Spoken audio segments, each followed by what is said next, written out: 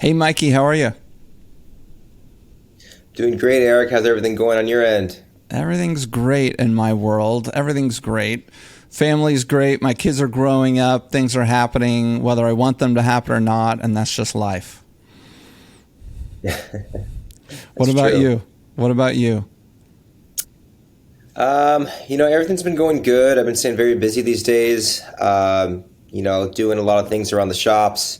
A lot of new projects are coming up. Education. I think I just did a booking for the end of this month for a showcase. So I'm going to be holding a showcase soon at my barber shop, and there's just many things to come.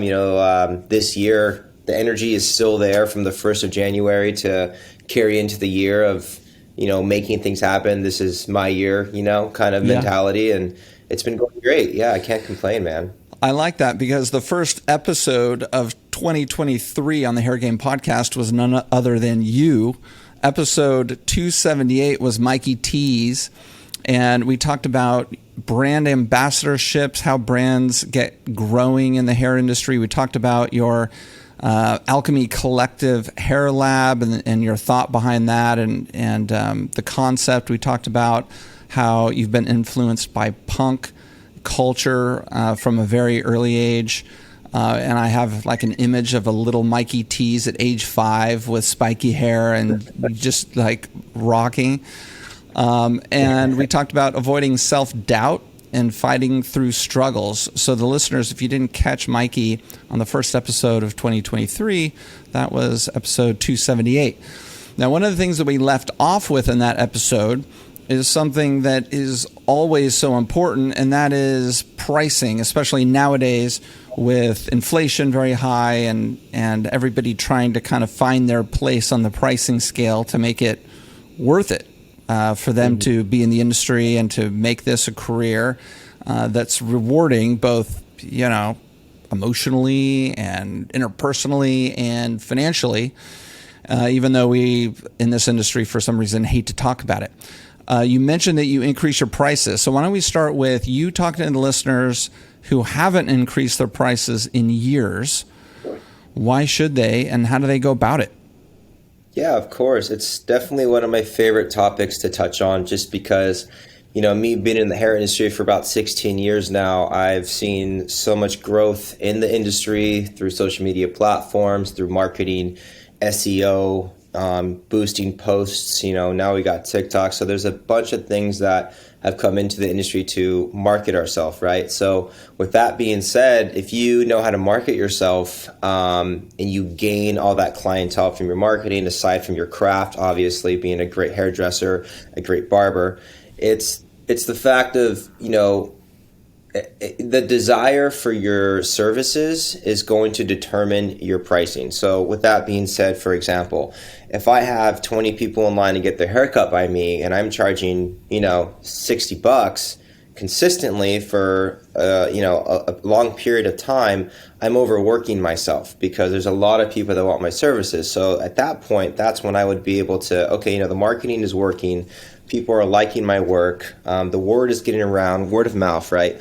And now it's time to give myself a price raise. So now I'm going to go from 60 to 80, right? Okay, hold And on.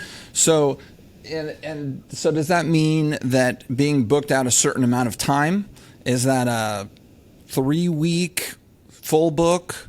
Is that, old clients having trouble getting in? What is the inflection point? yeah, so great question. What I've done in my past through experience is that I've seen consistent bookings for about 3 weeks straight. So a 3 week period is a really great number to go by. Being consistently booked every day with haircuts, right? Like let's just take color services out of this equation, for example. So if I'm doing, 7 haircuts a day, I have a 1 hour lunch break, that's an 8 hour day, 5 days a week. That's a lot of haircuts in 1 week, so I kind of want to dump that back to charging more money, but working less. So that's kind of where I go with the 3 week mark of consistent bookings, haircuts, like boom, boom, boom, boom, every single day. It's like, all right, I'm staying booked. More people are coming in. Their friends and telling their friends and so on. New Instagram clients, marketing is working. you're seeing new clients, filtering in, you're seeing existing clients rebook. So you feel Yeah. as if your clientele's expanding. Exactly. So once the clientele is expanding and you're noticing these new clients coming in as well as the, returning clients, that is when it's going to be time when you're, 70 to 80% consistently booked, even more, to give yourself a little bit of a price increase. I mean, it can be a 10%, 20%, it can be $10, $20, $30, whatever it is that can resonate with you on how busy you are will determine your price increase, of course, over time. But that's kind of what I've done, and it's really worked out for me. And I've lost a lot of clients along the way, and that's okay because I set aside a place for them to go to still be taken care of. It's a relationship that I have with my clients. So I'll be able to send them to the other barbers in my shop. Okay, so let's talk about the actual mechanics of the communication to your clients on the price increase. Now you do both cuts and color, but mostly cuts, right? Yes. Okay, so mostly cuts. You throw out $60, but you got to raise it from $60. Let's say this is just an example. So how do you communicate that? When you decide inside your head, you're like, okay, I'm booked out. I have all this happening. Now I need to do this very uncomfortable thing of notifying my clients. What do you do? Great question. Yeah. So what I like to do with my clientele when that time comes, I know it's always a very touchy topic with a lot of people and their clients, and they feel bad and this and that. But at the end of the day, when I had to learn my self-worthiness of what I'm worth internally and then express that out to my clients, it really made all the difference in my confidence to be able to have that conversation with my clients and letting them know that I am a business and I am, high in demand. And they understand that because I've been with them for a long time. So I'll let them know like, hey, Eric, I know I've been cutting your hair, man, for a long time for, $60, but I'm very happy that my business is growing and I'm going to be giving myself a raise starting this day.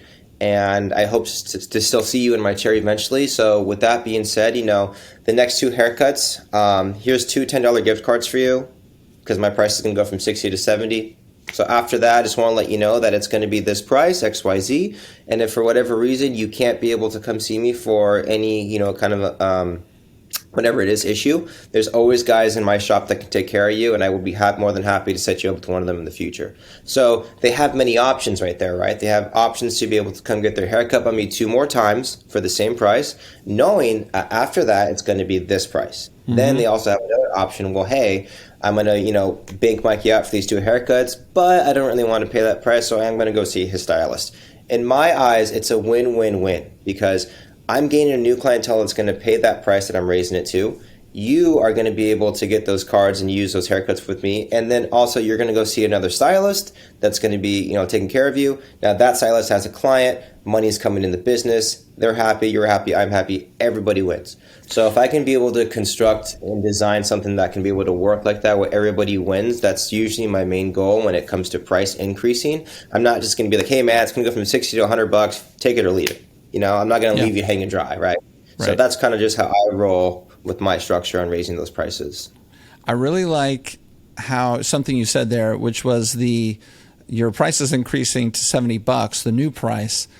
And instead of saying, I'm going to discount you for the next 2 times, or at least let's keep you at the old $60 rate for the next 2 times, and then it's going to go to $70. You said it's increasing to $70 now, but here's some gift cards. Why do you do that? I feel it's a little bit of a gift to give my clients, and I give my clients gifts every year, honestly. Every year it comes around for Christmas, all my clientele gets gifts, and they're always going to be gift cards, product, maybe like a free service of some kind that's not too much of a value, so like a free taper or a wash and style. So there's always many things that I'll give my clients as gifts, and gift cards is just one of them. I mean, who doesn't like a gift card, right? Like when we get that gift card from mom on Christmas for gas, we're stoked because it's expensive. Mm-hmm. So same thing with haircuts, right? My haircuts are expensive, and a gift card to be able to go towards that is a great thing for that client. And I make it really nice. It's not just a card that I give you. I go all out. I like the aesthetics. I like the presentation. I like the font. It looks really nice. So I'll make them a little something and give it to them. And this is a little something for you. You can use one for the next 2 services. Here's 2 in here. And kind of just go by that. And they're happy. They're really happy to hear that. And a lot of my clients, that I hand these, gift cards to or little gifts to, I let them know, in a very, because sometimes there's two ways to approach it, right? For example, hey, I'm going to be, raising my prices. I'm sorry. Unfortunately, I have to, you kind of like don't really have the confidence, right? Right. But if you come at it in a different approach, where like, I'm very excited to announce that I'm finally getting busy. My hard work is finally paying off, and I'm so stoked to be able to raise my prices and give myself a raise. And I look forward to seeing you soon. I hope you can be able to, support me and still come see me. And, I'm just really excited to announce that I'm finally getting busy to where I want to be in my industry. Mm-hmm. There's two different ways, right? There's the way where you feel sorry for raising your price on your self-worthiness. And then there's another approach where you really apologizing for raising your price. Yeah. It feels you don't need to do that. So it feels weak. It feels insecure. It feels as if you're not sure. It feels, and I think how the client's going to hear that is, oh, they don't have a lot of confidence about this price increase. Maybe I can talk them down. Or, if I hum and haw and complain, then maybe they'll give me, the cheaper price for like 3 more times. But what I love about that whole gift card thing is it gives the price integrity. It gives it kind of a solid sort of sense that this is a real thing. This is happening, whether you want it to or not. But then you kind of take the edge off by giving them the $10 gift card discounts. And so it feels more like, I hate to say this, a real business. When you walk into Starbucks, when Starbucks increases their prices, they just increase their prices. They don't apologize to anybody. They don't put a sign on the front door. And the person at the point of sale doesn't go through this long explanation of how coffee bean prices have increased so much and how rent has increased so much and how they are making 20% more as an hourly wage. And all of those are reasons and justifications for the fact that the coffee has gone up in price. I go to a one-off coffee shop. It's a single location. And it's owned by a couple who's a friend of mine. And they're so classically small business. So they had to raise their prices for all those reasons. The people that they hire are so much more expensive than they were 3 years ago. Coffee beans are 50% more expensive, everything. They can't even find employees to work there. And so they had to increase their prices. And so they printed out on a piece of paper and laminated it and put it in a nice little stand and put it right by the point of sale, and it apologized for the price increase. And it had all these reasons. And then it said this was right before the whole egg shortage thing, We're talking, audience, we're talking in March of 2023. And a couple of months ago, there was like an egg shortage. I don't know if it was just in California or everywhere else, but like Trader Joe's, other grocery stores were limiting the purchasing of eggs. And it had to do with, there was like an avian flu or something somewhere. And so there was a bird massacre somewhere. And so there's a shortage of eggs for a very short period of time. And so the owner of the coffee shop kind of scribbled in, and the egg thing, ... because the price of eggs had doubled, from $4 to $8 for a short period of time.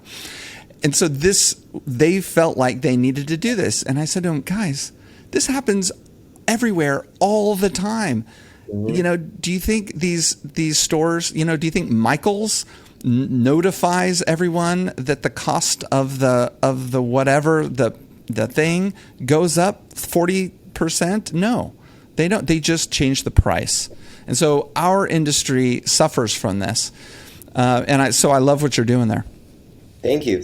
Yeah, no, you've explained it very well with that example. And, I always use this as an example myself. Some of my followers have noticed after 8 years, I started eating meat again, right? And it's been a long time coming, So now my new thing is like trying to go to steakhouses, and I like to explore this world now that I finally am in a place of gratitude to be able to afford these places and, see these places and experience these places and go and get a really nice steak dinner at these steakhouses around me.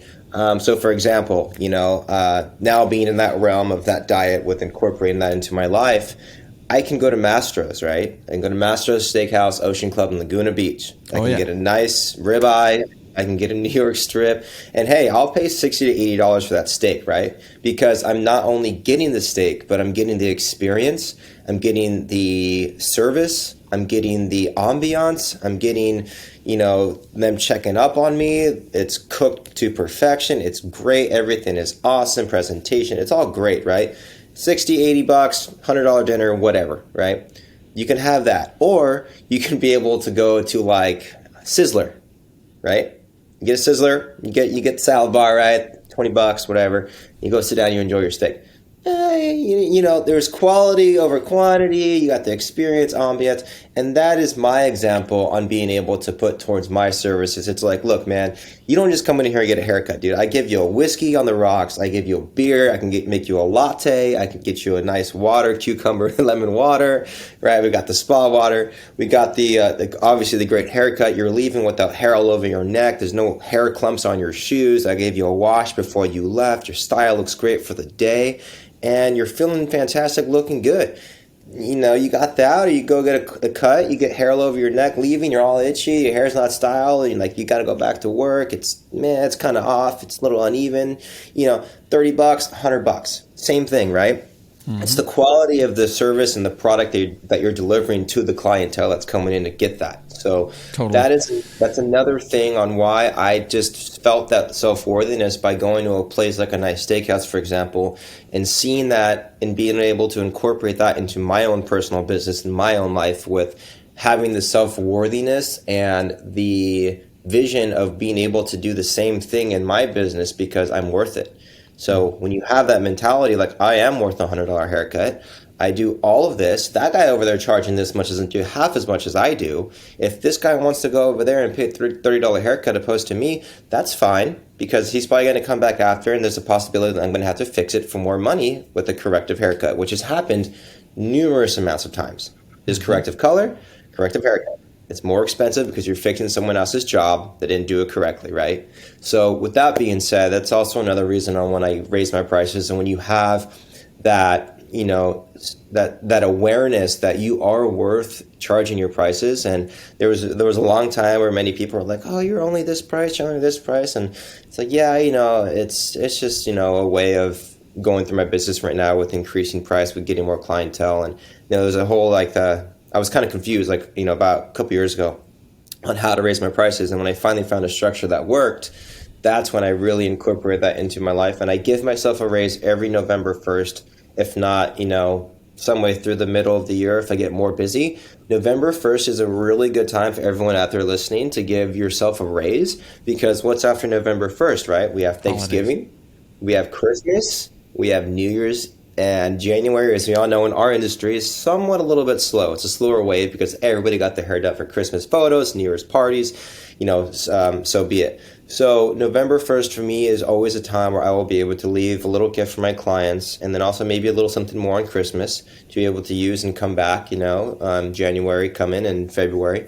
Because in February we have, Valentine's, and then that's another time where they want to come through, look good. Girls want to look good, right? So January is a little bit slow. But with that being said, November 1st has always been my go-to to give myself a raise. I really, really like that.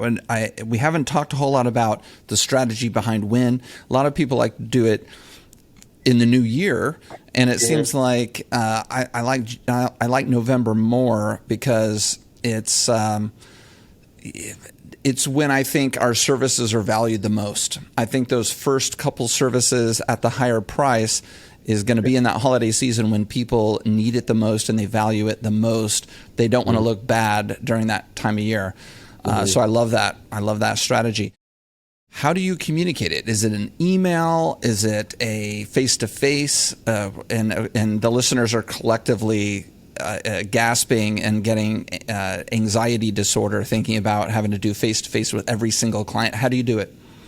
So yeah, personally, I'm very connected with my clientele. I always say I don't make clients, I just make relationships, right? So I have a lot of relationships with my clientele, and we share a lot of personal stories, a lot of growth stories, a lot of how the kids, I'm having a kid, or I'm getting married. There's a lot of personal things that go into a relationship with my clientele, right? So I always personally tell them face to face. I just have that confidence, I think, already that's in me that took a while to build up. And it will take a while, for those listeners out there to be able to establish that kind of confidence, to be able to approach your clientele face on and let them know, even if it's during the service or after the service when you're saying goodbye.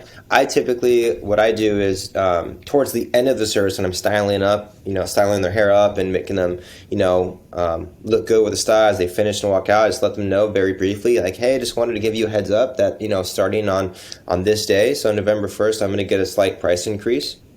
And that's when the gift cards comes in, and they're like, oh, okay, cool. No worries. Very, very confident, very, very short, not so much going into it. They don't want to hear this whole story of why this and why that and inflation and blah, blah, blah. They get it. They get it. You understand, right? So I just briefly let them know. And they're like, okay, cool, man. I appreciate that. Thanks for letting me know. It's easy. So you do it, quote, the hard way. And it's funny because just about everyone shies away from doing it that way.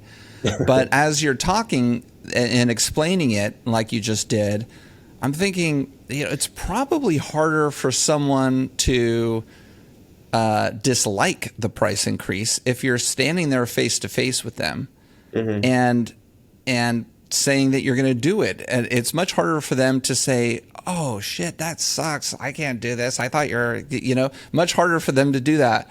And so the natural reaction for them is just going to be like, okay. Yeah. Right. All right, cool. It's very simple and very easy. And for those people that maybe I couldn't have reached out to before November 1st, I wouldn't let them come into my chair and then just immediately just pay out of like not knowing as a heads up. So I'll give them a little bit of a break, right? So if I haven't told you before that, you came in on November 1st, hey, it's November 3rd, you came in, price is the same as before, but knowing your next cut's going to be this. So I don't really do the email blasts or like text message blasts too much. I just like to do very, personal approach because I vibe with my clients and everyone is different, right? We could all agree that all of our clients like to be talked to a different way. There's a different vibe with them. There's many memes that we see, when you say goodbye to your client that's always been there, like, yeah, man, appreciate you. Thank you so much, bro. Catch you later. And then there's a new client. We're like, all right, sir, great to meet you. Take care. You know what I mean? So like there's different kinds of vibe that you can vibe with different clientele. And I know there's many people out there that can resonate with this. We talk to certain clienteles differently because certain clients bring out a different energy in us and vice versa. Yeah. Right. And so with that being said, I know how to approach clients differently with the tone, with the words, with the energy. And if I just send everyone the same thing on an email blast, you can't really reach all the people as you would want to reach them and to get it how you're saying it, because you can get a text message, for example, and it's going to say something like, something very short, and I can be like, all right, cool. And like, you're going to be like, all right, cool. But I can be saying like, all right, cool. Like there's that tone and, people just like when they read it, there's no emotion into it. There's no character into it. It's just whatever. It can be like accepted from like a negative approach when it's coming from a positive approach. Yeah. So that's exactly why I just like to go about it in personal approach. Just let them know hands on, like, hey, it is what it is starting this day. Yeah. So. That is the huge advantage of doing it in person, other than what I said before about making it almost harder for them. You have the humanity, and it almost makes it harder for the client to argue with it. But what you just said, you're able to customize the communication according to the audience, who that person is. And that's so valuable. I mean, that's next level pro tip right there. I feel like I need a sound effect, like pro tip. There needs to be like a whatever. So love that. Let's back up a little bit before even this price increase thing. You led your first answer off with marketing, which is just it's the foundation of everybody's business, right? If you have people coming in constantly, it makes it much easier to increase your price and to make more money in your career. So right now, 2023, there's everything happening. There's TikTok, there's this, there's that. How are you marketing these days? So how I market these days is several different ways. So aside from posting consistently on Instagram and having that social media presence, I've been posting a lot of stories too. I post on both my pages. I boost my posts. I'll do like $25, $30 a week, whatever that is, to boost a post to go out there and get more engagement with a little bit of I think it's a send message. Yeah, it's a send message button with each post that I boost, so it can be very easily, seen to send us a message. We do marketing through messages around the city. So whatever hashtags your city you're in, whether it's like for me, for example, Orange County, I type in Orange County hashtags. I go in and people do cold calls. Well, sometimes we can do cold messages, right? And you message somebody due to the area that you're in. And Wait, pause. Okay, so on the boosting and the promoting of the posts and the stories, what kind of posts and stories are these? Are these like Mikey Teeze 50% off the next 7 days, or is it just a cut and maybe some background of your salon? Explain what kind of content you're promoting. Yes, of course. So it's both. It's actually can be a post of a really cool haircut that I did or a reel that shows a transformation. I'll boost those kinds of posts. What's not really saying you're going to get a discount of any kind or this week, half off, whatever. It's just my work. So people can go and see what I do. I had one of the guys from Papa Roach come by a couple of weeks ago and did his hair, boosted the post. They posted it on their story. They got over 1 million followers. It was great. It was like 20,000 views in like a week. That got me a lot of engagement, got me more, hey, I saw you, do this, Tobin's hair for Papa Roach. It's great. You do really cool edgy hair. I would love to come get the hair done by you, So that really worked, right? In that kind of situation. And then in another situation, there's going to be where I can go on Facebook and create an ad.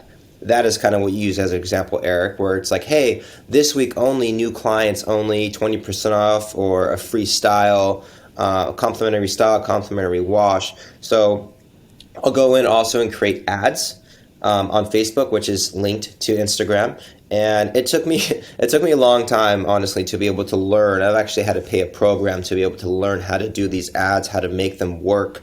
And what kind of appearance to have in the photos that you're posting on these ads to be able to get those clientele to come towards you.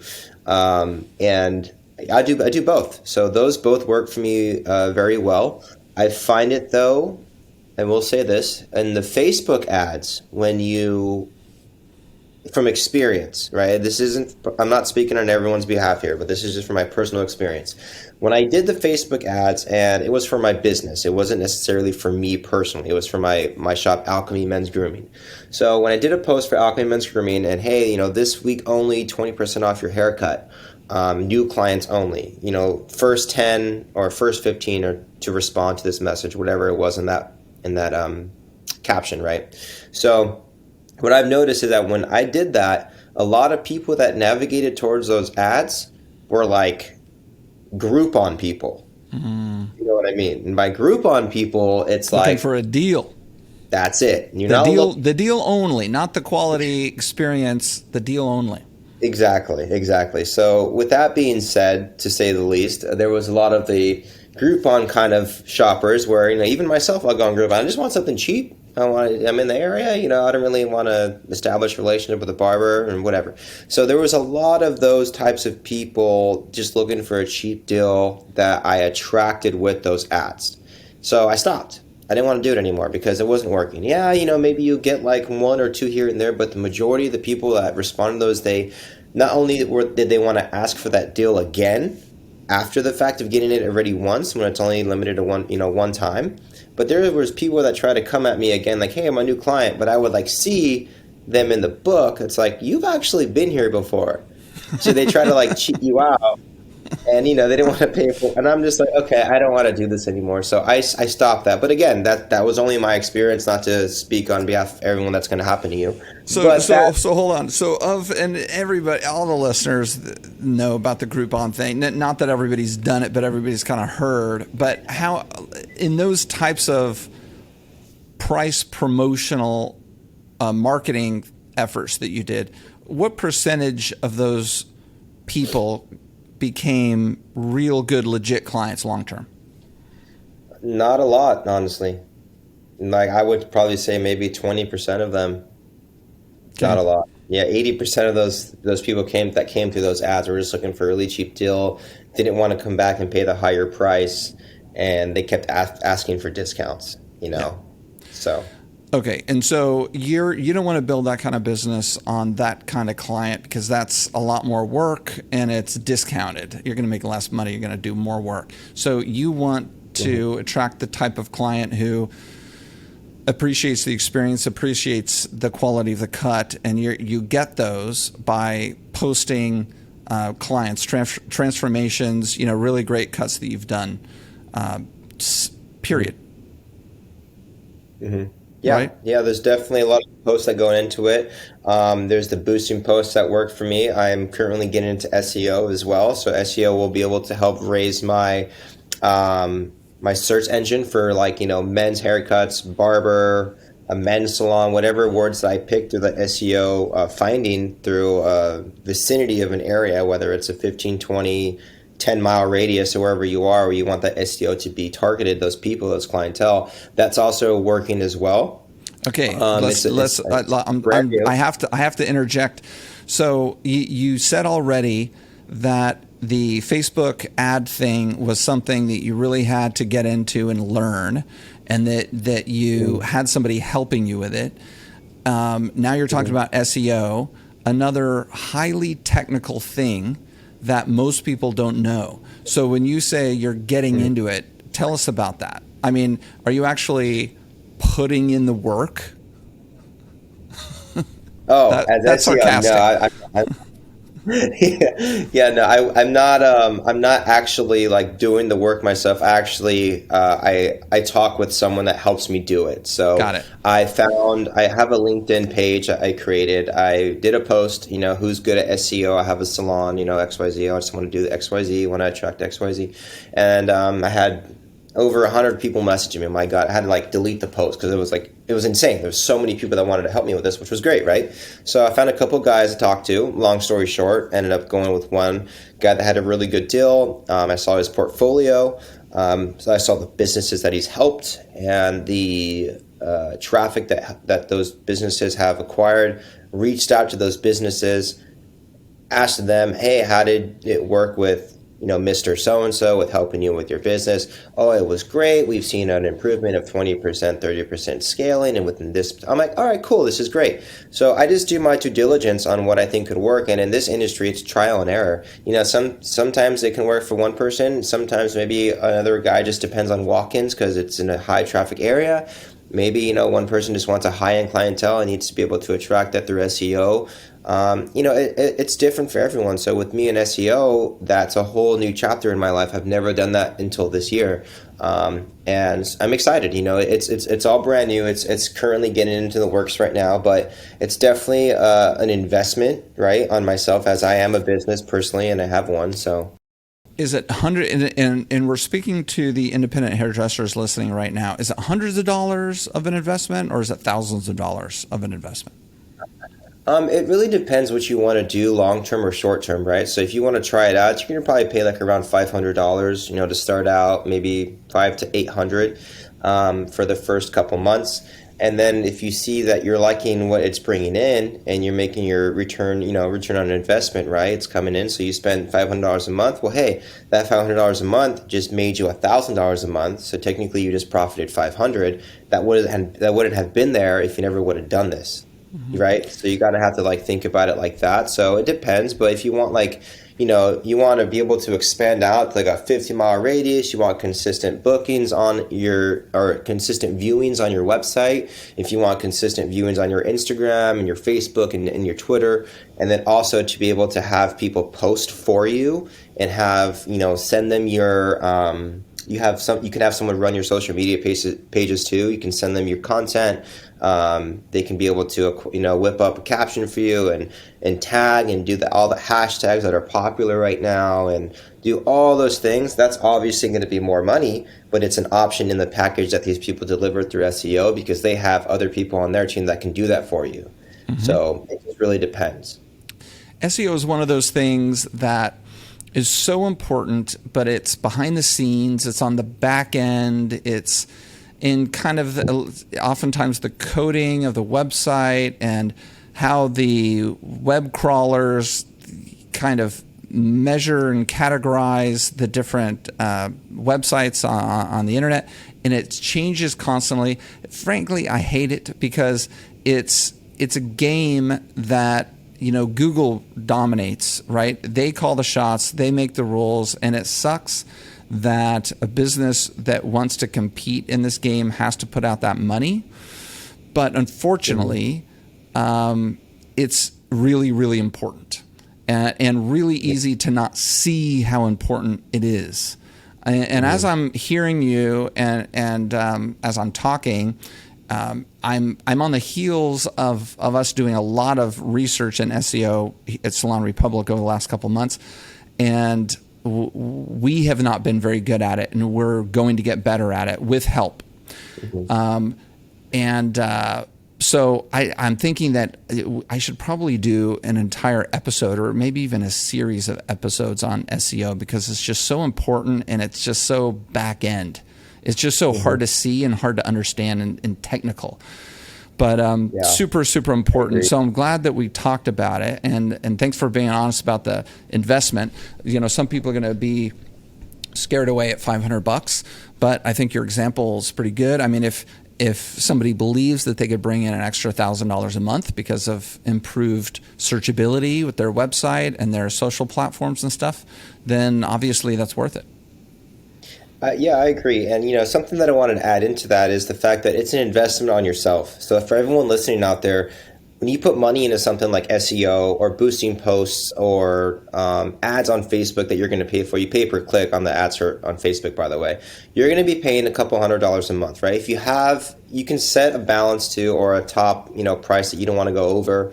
But the point is that I'm trying to say is that it's an investment on yourself. And if you don't do it, who's going to do it for you? Probably nobody.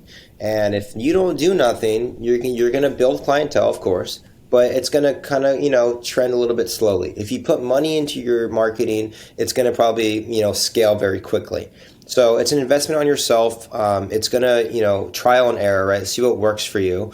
And you're going to make that money back. It's long. You've got to think about it long term, right? People these days want to get rich quick. Unfortunately, it's not always like that for everybody. So it's a return on investment over a long period of time of that investment. So with you investing $300, $500 a month, let's just say $400 a month. That's an easy number because how I put it is $100 a week. So everyone could invest $100 a week with, an extra haircut that they made or a color or whatever to invest into marketing.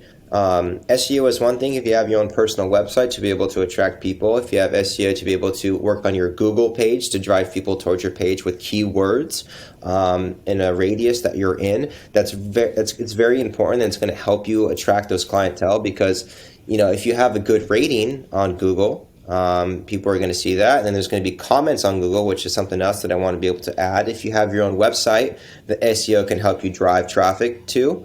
Also via Google, when people see your Google your Google reviews, that it says a lot. Yelp is all right. Yelp's fine.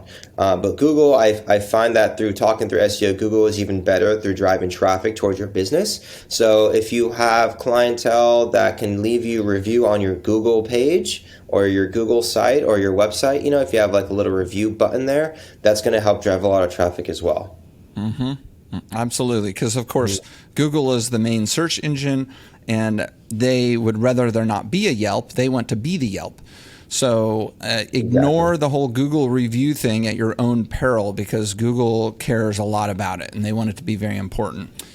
There are countless people. You said you got 100 responses on your LinkedIn post about people who can help you with the SEO.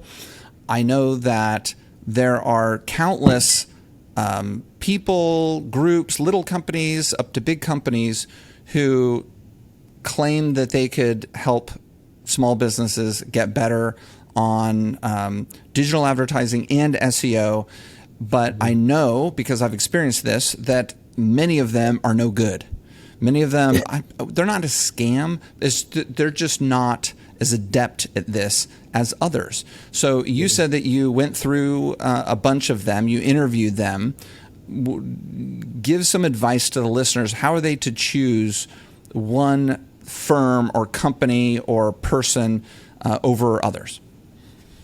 So what I would recommend to be able to choose the person that's right for you is, I briefly mentioned earlier, but just to kind of talk on it a little bit more, is they're going to have a profile on their LinkedIn, right? So I'm using LinkedIn as this platform to find these people. So for those of you that don't have LinkedIn, it's a good app to have, a good site to go to be able to find people that can work with you and for you for your own personal business that specialize in many things. So for those not too familiar with LinkedIn, how it works, it's basically like a Facebook page, but it's really a professional Facebook page with professionals that, deliver services and also want jobs and are looking for jobs and can offer jobs. So with that being said, I look for the people that can offer me their job of being SEO. I go to their page, I go to their profile, their LinkedIn profile, and I just kind of look to see their background. So they have their whole background on there, like what businesses have they worked with, where did they go to school, where do they currently work. So it's basically just their bio of their self of what services they want to offer. So I kind of just go through that. All right, this guy checks out. He went to a nice school. He has this company that he's worked with. He's currently working with this company. He specializes in XYZ. That's exactly what I'm looking for. And then I'll reach out to him. And then he's going to let me know a little bit about himself and the businesses that he's currently working with SEO. And that's pretty much how I was able to find a couple people. I just took a handful of people. So I took about 7-10 people and did all that, did my due diligence on looking at their profile, where they're working, what is their icon photo look like? Is it professional? Is it just some guy taking a selfie? You really want to be able to vibe out the guy that you're trying to do work for you, because it is a business, right? So you're making business moves via LinkedIn with some guy that's probably somewhere in who knows where, UK, and I'm all the way out here, and we set up a video call conference and we talk about what you want. So I want XYZ. Can you deliver? Yes, of course. Let me show you what I've done. So I just asked for their work on what they've done. They show me. I reach out to those businesses, like I briefly mentioned earlier, to ask if, how did it work out for them? Did this guy do a great job? And then I kind of just go from there with my own, perspective on if I want to go with this guy or if I want to go with this guy. You're putting in the work. It's a lot of work to do due diligence, but you're putting in that work, and it's worth it. You don't want to you don't want to choose the wrong person, because then you're going to spend months and months of a few $100s a month, and you're not going to get that return. Yeah, exactly. So, just being able to put that work in on my spare time, and then that's a lot of what I've been doing. Aside from doing hair, it's all these different moves that you kind of have to make to scale businesses and to scale your clientele, and to scale the awareness of who you are and what you deliver and what you offer and where you offer it. So there's a lot that goes into, building the business of being the hairdresser and a barber nowadays than there ever was before. But what's great about it is the positive perspective of all of this is that we actually acquire everything that we need to be able to achieve success. We have it all right in the palm of our hands. It's right here, right? Controlled by you, not controlled by somebody else.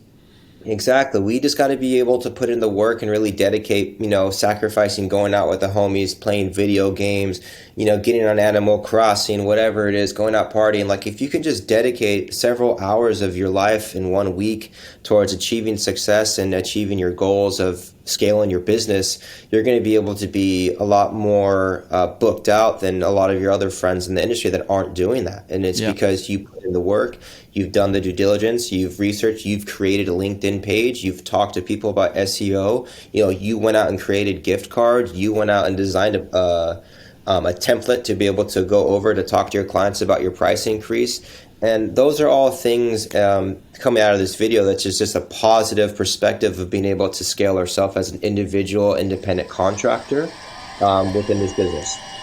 Thank you. Instead of me saying how great that is, I'm using my sound effects.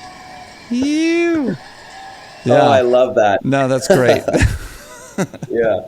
That's phenomenal. I think the listeners are unfortunately having to bear the process of me learning how to use this new feature that I have here. I love it. And so I'm going to practice over time and maybe get better at it. Okay, so no, that was just brilliant, and that's definitely going to be a highlight. Okay, so last time we talked, before we get into that, so this conversation has been one big evolution. We talked about the marketing, we talked about getting the clients, we talked about increasing the prices.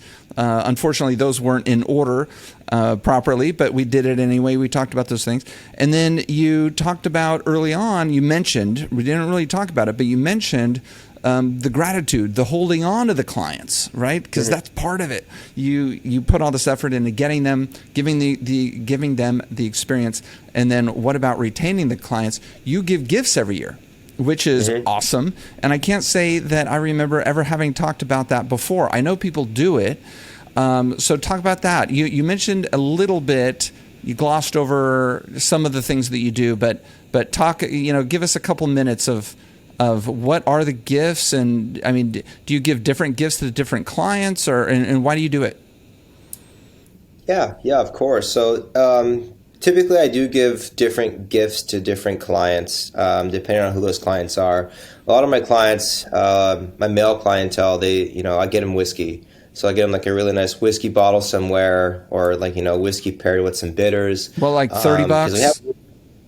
Yeah, 25 to like $40 is typically what I'll be able to get them. I'll get a couple.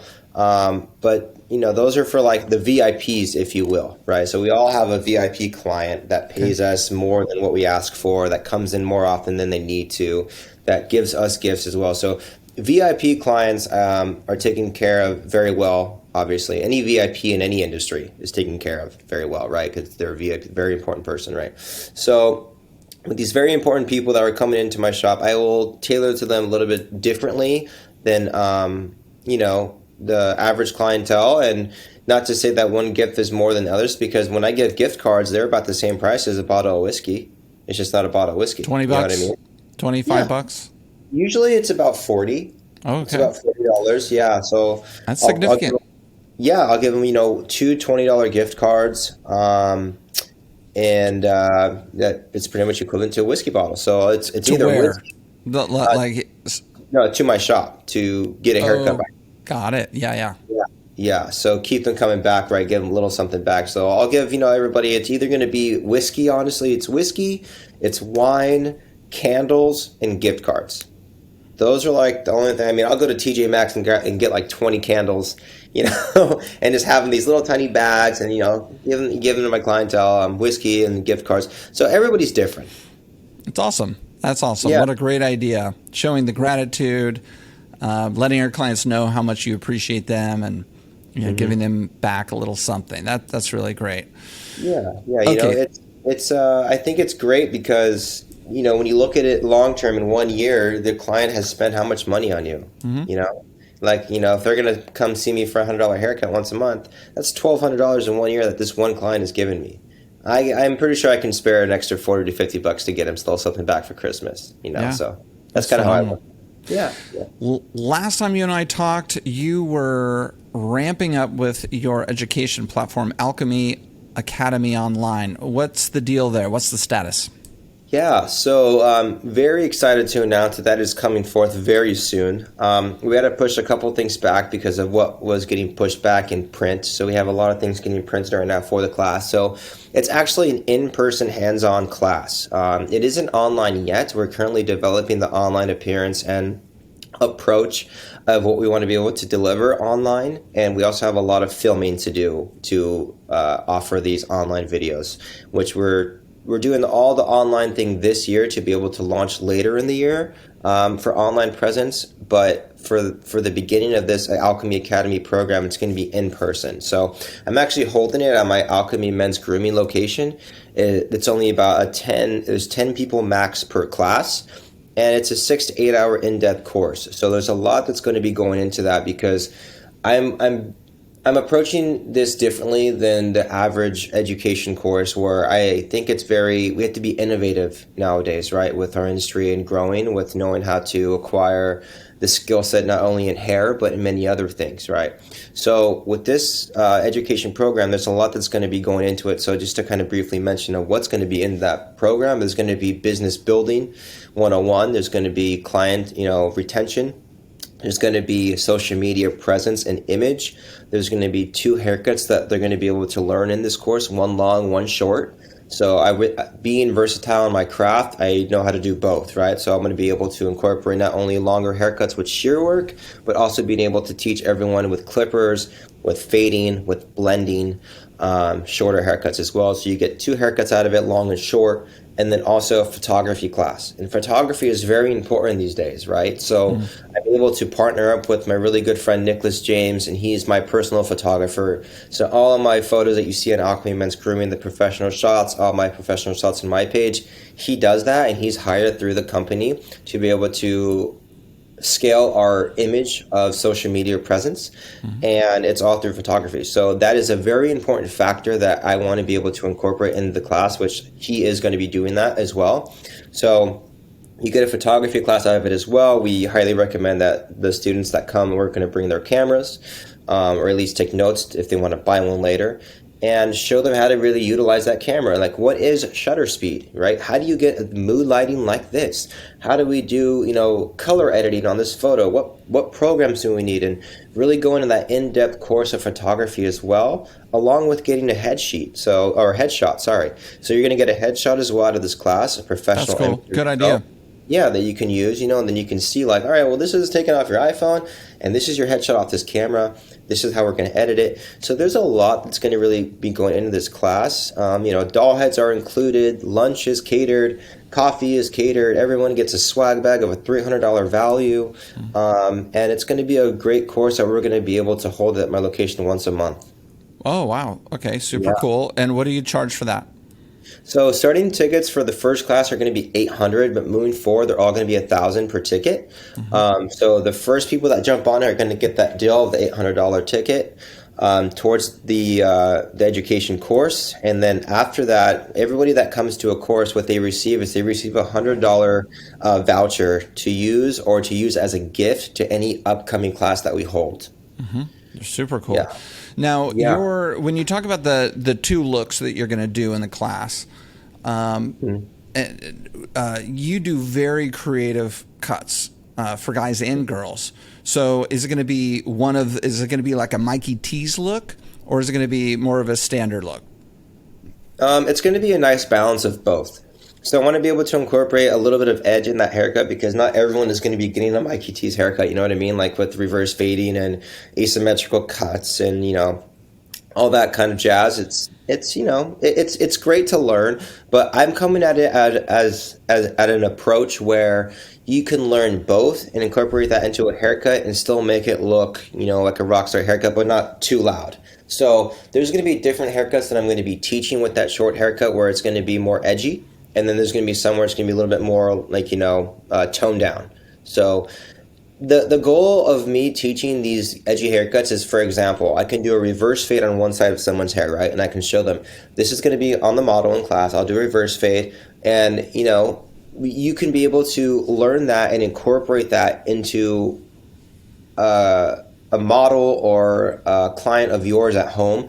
But the benefit is to still learn how to do it when that time arises to where you want to do that. It's like, okay, now I finally get to use this skill set that I learned in that class. I don't do it every day, but now I finally get to.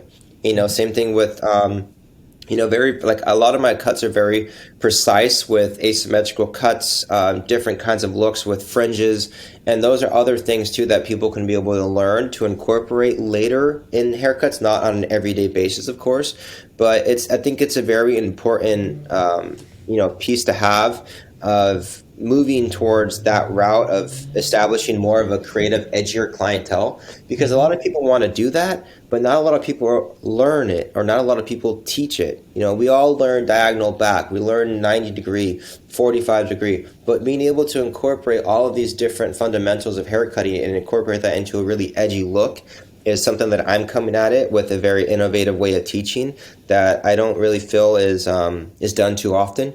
So with that being said, it's going to be a very fun course to be able to learn these haircuts because you're still learning all the fundamentals of haircutting. We're just utilizing them a different way. Yeah, I love that. And so since we're talking about your creative looks with your cutting particularly, how does that work into your clientele? I mean, what percentage of your guys and girls, because I've seen you do similar types of looks on girls, what percentage of your normal clientele are you doing these looks on? I would say about like 70% of them. And it used to not be that many, I assume, right? Over time, you've garnered that kind of clientele, right? Yeah, exactly. So when people see these crazy cuts, and it doesn't even have to be like super wild on everything all over the place. It can be something as subtle as the back, right? I can do like an asymmetrical back lineup on their neck instead of just a skin taper, and it can be something like, asymmetrical on this side, and like this side is tapered into a V, like just a little, subtle piece of creativity in the back of the haircut says a lot. Like we can have a really nice haircut on top, but a little edge in the back, and people see that. Their friends see that. It's like, oh, well, my barber never does that to me, or I've never even seen that, or, that looks awesome. And that is just my billboard, walking around for that little subtle edge.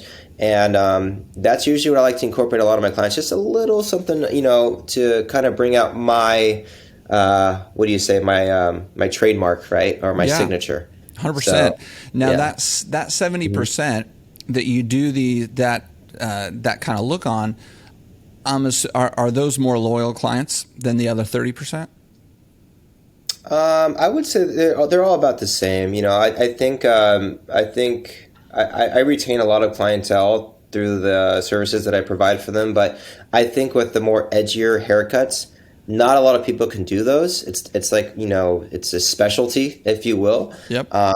And I think that is why I probably do retain a little bit more of those people coming back, and then their alternative friends will see that, and then they'll come to me, and then so on and so on. Because with the alternative hair that is arising, a lot more these days than before, it's important to have someone that can be able to achieve those looks to where it can also grow out nicely. It's cut nicely, obviously, and it's different than all the haircuts you see walking around. You know what I mean? So it's definitely a specialty to deliver those to the clients that, consistently come back and tell their friends. Totally. They're going to consistently come back. They're probably going to come back more frequently. Mm-hmm. They're probably going to be willing to spend more money, and they're going to be less likely to go to another barber. Yeah, exactly. Right? So I've had people say that they could never get this done before. So right. So what an amazing thing. I mean, isn't that what we all want in this industry, to offer something unique to our clients that they can't get anywhere else, and they're willing to pay more for it and come more frequently? So just throwing that out there for the listeners. I mean, a hell of a thing. We don't want to just offer a commodity service that they can get anywhere. That's the fear within the industry, is that we're just offering a commodity service. They can go anywhere. Then all of a sudden, when you try to raise your prices $10, then your client is like, oh, I'm just going to go down the street to Sally, because she's going to give me the same thing that you've been doing for me for the last 2 years, lacking in creativity and uniqueness and all that. So I just wanted to point that out. That's I think one of the big things that you bring to the industry and your clients that can be a great example to everybody. Yeah, exactly. And I think for me to be able to get there, it took it took a while. I had to give away a lot of free haircuts. I had to go to punk shows and emo shows and find these clientele to be able to have that image, that presence, right? Of, oh, this guy does edgy stuff. Can't really find those people, because people always say, how do you find these people to do this reverse fade on and this asymmetrical mohawk? It's like, I find them, and then I do a free haircut, and I do a really cool photo shoot, and I edit it really awesome, and I post that because that is who I wish to attract, and it worked. Coming from where I used to be to where I am now, I'm very grateful and very humble. But again, I put in that work, I put in that due diligence. I had a vision. I knew that if I were able to put a lot of these photos more on my page, I can attract more through social media, through marketing, right? everything that we kind of went over through this video, and it worked. So for all the listeners out there, if you want to be able to attract a specific clientele, my best advice is be able to go try to find them and give them a free haircut, have fun, get those creative juices flowing, right? That's why we became hairdressers, is because it was fun, right? We had fun creating shapes and colors and whatever it may be, and I think it's going to be a great opportunity for you to be able to do that and build a clientele that way for those types. Yeah, and even, I mean, this, I could hear the listeners kind of thinking to themselves, well, I'm not going to do emo clients. My clientele is a little more professional, a little more kind of subdued, a little more straight down the middle. But one of the complaints that I hear most from clients is that their hairstylist does the same thing on them year over year over year. And they secretly want something new, but they don't really know how to bring that up to their hairstylist. And so oftentimes people, like, in the clientele world, they ask me to recommend them a new hairstylist because they want something new. And typically what I say is, well, have you asked your hairstylist to do new things, for you? But they get kind of nervous. So our clients are not always good at communicating to us. So maybe as the hairstylist in the consultation, or maybe throughout the service, maybe you can bring it up to your client. Hey, have you thought about this, or have you thought about that? You want to try that, or a little bit of this, a little bit of that, and that could just be the thing that helps you hang on to more of your clients. Yeah, I couldn't agree more. When my clients come in, I always ask them, what are we doing today, right? And they're like, oh, the same as before. And I can always suggest, right? We want to suggest options. I'd be like, do you want to switch it up this time? Maybe do a little bit shorter on the taper. You maybe want to do a burst fade on the sides. Maybe, take a little bit more texture on top. Oh, no, it's okay. We'll just keep the same as last time. All right, cool. And then, or they'll be like, actually, yeah, let's try a little bit shorter on that taper. So being able to suggest, different options when the clients come in, because I've had many new clients that they don't know what they want either. And I have to let them know what it is, how it works, what is the purpose of a skin taper, what is a burst fade, what is the benefit of a burst fade. I'm like, okay, well, it's going to grow slower around your ears. The haircut grows really fast around your ears. So if you go a little shorter around there, it's going to be able to grow in a little bit nicely, get more longevity out of your haircut. Oh, okay, that sounds great. Awesome, let's do it. So being able to not only suggest, but explain to them the benefits of what you're suggesting is a big plus in the industry as a professional, 100%. One of the things that my barber, Dre, does that I love so much is probably 50 to 75% of the time, 100% of the time he'll say, so, how was that last cut, or how's it going, or what do you want to do? He doesn't often say, what are we doing? But he'll look around, he'll kind of throw my hair this way or that way, and he'll take a look from different angles, and he'll say, like, why don't we try this? And he'll explain something to me, and I'll be like, yes, I'll let him do it. Now, I'm in a unique position because I can have whatever kind of hair I want, but in this industry. But he's actually thinking about it. Like, that's why I'm paying him. He's the professional. Mikey Teeze is the professional. Your clients should trust you to figure out what is going to look best on you versus you guessing what is going to look best on you. That's what I like. And that takes a little bit, that's like an extra couple steps of thinking that justify me paying more for him to cut my hair. He's doing the thinking. And I think many clients find that their hairstylists are just on autopilot. Yeah, no, it's definitely, Dre's a really good friend of mine, and he has such a creative mindset. So I think it's great that you can have that ability to be able to just, see what's going to work with you. And, again, in your position, Eric, you can have whatever hair you want. And those are the best types of clientele to have, in my personal opinion, because we get to get creative with it and have fun and create something cool. So totally. 100% agree. Yeah. All right. Any hair horror stories? I'm sure we've done a hair horror story in the past, but I don't remember. Oh, no, I do remember. The first hair horror story you gave me was insane. Do you remember what it was? Was it the razor blade? Yes. Oh, my God. You clipped off some dude's wart. Yeah. And it was like gushing blood. It was like wasn't gushing blood, It all right? was gushing out. It was like you hit the guy's like artery, and the thing was firing all over you, blood everywhere. Straight Dumb and Dumber, just squirting out. Do you have any others? You know what? It's so funny that you brought that up. It's been a minute since I even thought about that story. But lately, the hair horror stories for me personally, the last one I can think of, which is very bad, and this has never happened in my entire life, not even in hair school, okay? 16 years, this happened about 2 years ago, I would say. So it's very recent as a professional. I was like, what the hell happened? And anyways, long story short, I'm bleaching out my friend's hair. Normal 2-inch root touch-up, bleach, toning it, silver, easy, right? So we're like fifth time coming back. Well, I'm rinsing it out, and clumps of hair start coming out, and I'm literally like having an anxiety attack. Yep. Because I've never seen that in my life. I'm washing out hair, and I'm like, what is going on? And so I'm freaking out. I'm like, okay, I got to rinse this out, bring it back to the chair, have my assistant help me toner. So we bring it back to the chair, and she's like, brushing it out, wide tooth comb, getting some of the knots out, and clumps are coming out, and I'm like, dude, what is happening right now? Like, this is it's freaking me out, right? So anyways, I get through it, I'm blow drying it, and you can clearly see, like, on the side, like, her hair is this long. Okay. A little, like, collarbone. He's doing shoulder length. There is, like, hair about 2 inches long over her ear, and, like, one in the back where it's just complete breakage, right?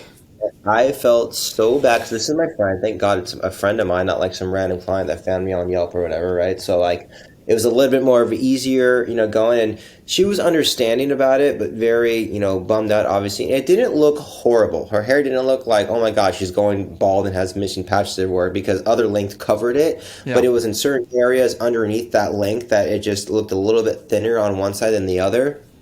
And I felt so bad. I'm like, what? I obviously can't charge you for this. Mm-hmm. Take all these products home for free. Take the mask, take the bond builder, take the leave-in conditioner. Like, it's all on me. Take it all. And I felt so bad.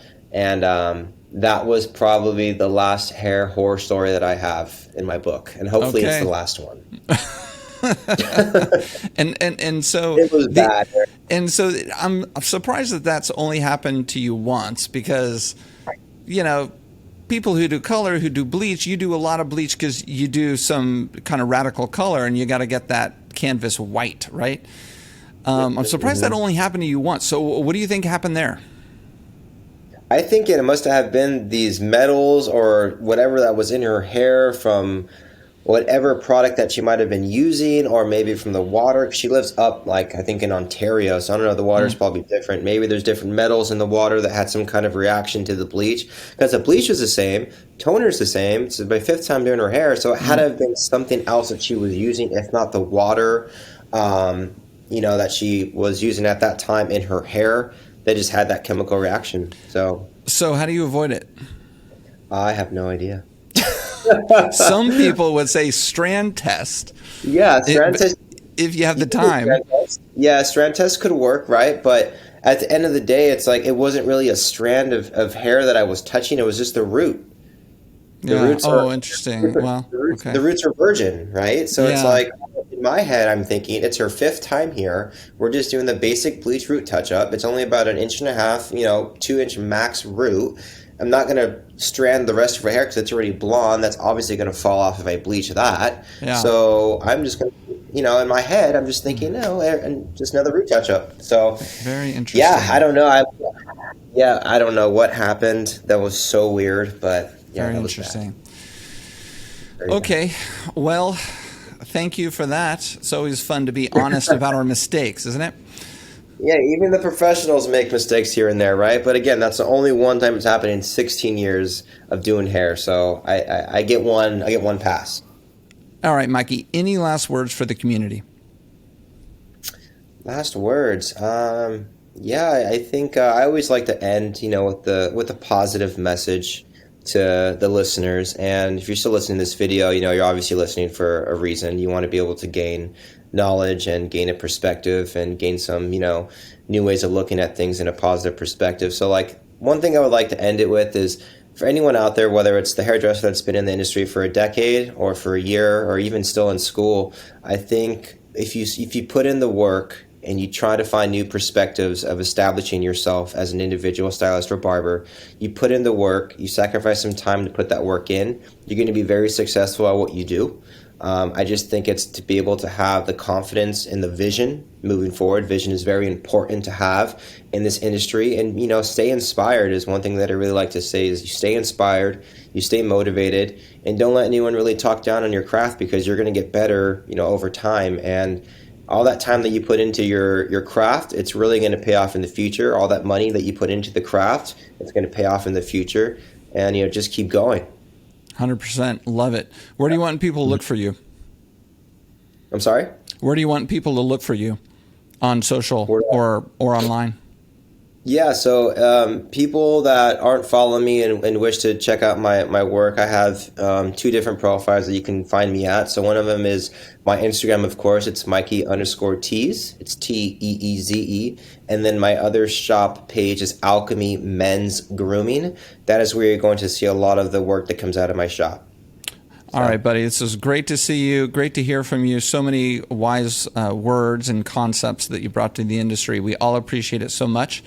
And I look forward to seeing you again, maybe at the hair show, maybe at Premiere. I mean, that's kind of in your backyard, Anaheim. You going to be there? Yeah, no, I will be at Premiere. I will be at Premiere with Utsumi Shears at that booth, cutting with them. So I'll look forward to seeing you there. And anyone that's listening, hope to see you there as well. Awesome. Yeah. See you then.